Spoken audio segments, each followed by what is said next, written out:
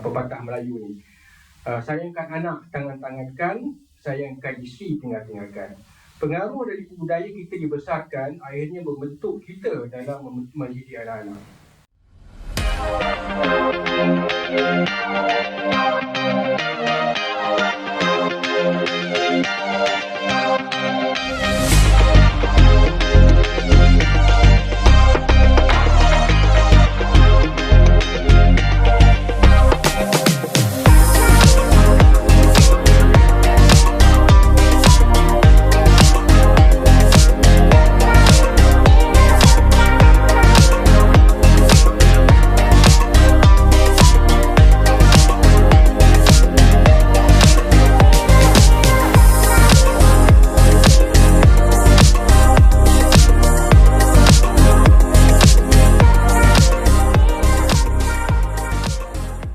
Baik, Alhamdulillah.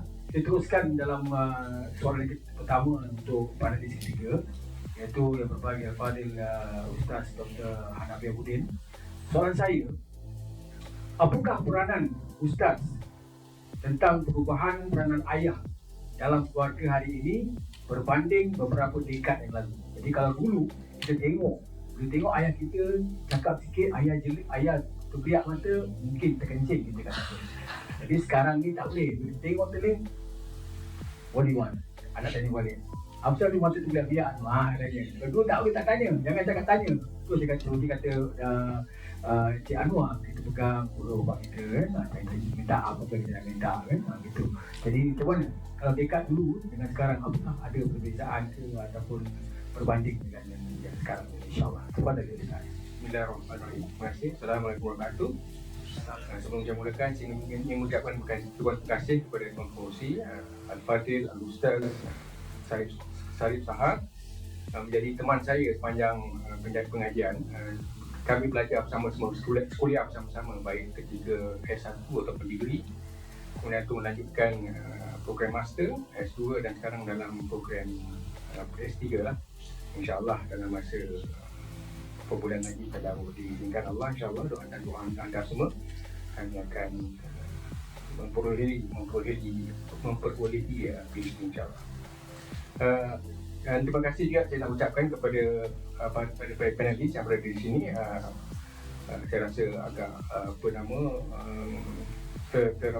teruja kerana diberi peluang untuk bercakap di dalam program seperti ini. Untuk itu saya mengucapkan terima kasih juga kepada hadirin yang telah meluangkan masa untuk datang ke sini, khususnya kepada antaranya adalah keluarga saya. Jadi saya ada di sini, anak saya di sini, keluarga kakak dan adik saya juga di sini, dan juga teman baik saya Mansur Muhammad di sini. Terima kasih. Ayah secara normatif adalah memainkan peranan sebagai pelindung dan pembawa kestabilan pada sebuah keluarga, khususnya pada anak dan isteri lah menjadi model yang perlu dicontohi. Satu kita nak kena faham, kita mempunyai era yang bapa-bapa yang era dalam hidup yang berbeza. Bagi saya dianggap daripada yang lahir daripada era baby boomer ataupun mereka yang lahir di antara tahun 1964 hingga 1946 hingga 1964. Begitu juga dengan ibu bapa yang disebut sebagai generasi X yang lahir daripada antara tahun 1965 kepada tahun 1980, memberi tumpuan kepada pendidikan awal secara tradisional. Maksudnya pendidikan hanya melihat dari sudut kemahiran membaca, menulis, mengira dan sebagainya. Namun untuk generasi Y ataupun milenial ataupun anak-anak yang lahir dari tahun 1981 hingga 1996, mereka agak ke depan. Mereka melihat bukan sahaja pendidikan daripada sudut tradisional, bahkan melihat daripada sudut pembangunan menerusi interaksi sosial, kebolehan berkomunikasi dan juga pembelajaran melalui bermain ataupun learning through play. Bagi bapa baby boomer seperti saya, tidak begitu aktif dalam melibatkan diri secara fizikal. Orang semua sini pernah dengar pepatah Melayu ni, sayangkan anak, tangan-tangankan, sayangkan isteri, tinggal-tinggalkan. Pengaruh dari budaya kita dibesarkan akhirnya membentuk kita dalam mendidik anak-anak. Bahkan ayah-ayah pada ketika itu dianggap sebagai memainkan peranan dominan bapa pada seperti itu, kalau dalam era sekarang disebut sebagai sekolah sebagai disiplin master. Kalau disiplin master dia kurang bercakap, dia menggunakan berpronunciasi Melayu melihat kan, merenung dan sebagainya. Dan itulah peranan bapa-bapa pada satu ketika dahulu. Bukan mereka tidak suka bercakap, mereka sebenarnya percaya dengan bersikap demikian, bersikap dengan sebagai contoh, tidak suka meluahkan perasaan, tidak suka menunjukkan rasa infeksi atau kasih sayang terhadap anak-anak, ataupun kurang menghargai anak-anak untuk memuji dan sebagainya. Sebabnya bukanlah kerana mereka tidak suka, kerana mereka percaya dengan berbuat demikian anak-anak akan hormati mereka. Itu adalah bapa-bapa yang dah dulu lah. Awak boleh antum boleh anda boleh lihat bukti-bukti yang disebutkan ini dalam buku-buku Melayu lama. Salah siapa minat baca buku lah, buku sastra Melayu lama, di antaranya sebagai contoh buku Seorang Tua di Kaki Gunung, dijadikan buku sastra di peringkat tinggi sekolah di Singapura pada tahun-tahun 80-an dan tahun-tahun 90-an. Tulisan Azizi Haji Abdullah, ataupun buku Imam tulisan Abdullah Hussein yang memenangi tempat pertama atau tempat kedua dalam tulisan Gapinah, penulisan novel di Malaysia pada tahun 80-an. Buku ni akhirnya, novel ni akhirnya difilmkan sekarang di Malaysia. Pelakon pertamanya adalah M. Nasir. Saya tak tahu di Singapura ada ke filem ni, tidak lah. Dan kalau siapa nak baca buku-buku yang lebih ringan, adalah tulisan Khadijah Hashim Langit Pagi. Protagonis dalam buku novel-novel tersebut menggambarkan seperti ayah-ayah yang seperti saya sebutkan tadi, tak bercakap, kurang bercakap. Kalau cakap keputusan adalah keputusan dia sebagai bapa. Orang tak boleh bersoalkan. Seperti kata pepatah Melayu, kalau aku kata hitam, hitam. Gambarannya adalah jika tidak semikian, anak-anak orang akan hormat kepada mereka. Wahal bila kita cakap tentang pendidikan atau pendekatan begitu, itu merupakan faktor penting dalam pembentukan anak, karakter anak-anak. Sampai kita sedari bahawa apabila kita bersikap demikian, kita akan membentukkan karakter anak-anak yang akan lahirnya demikian. Bila kita tak tunjukkan rasa afeksi, anak-anak pun kurang ajar afeksi. Kalau kita tak menunjukkan sikap untuk bangun bercakap, mereka pun akan bersikap demikian. Seorang tokoh motivasi, Stephen Covey, saya ingat ramai dah baca buku beliau, antara yang bertujuk The 7 Habits of Highly Effective People. Buku beliau ni di Barat ataupun di USA khususnya dianggap sebagai seperti Bible. Bahkan ramai di antara masyarakat Barat menghafal ciri-ciri yang diperlukan untuk sebagai memotivasi diri.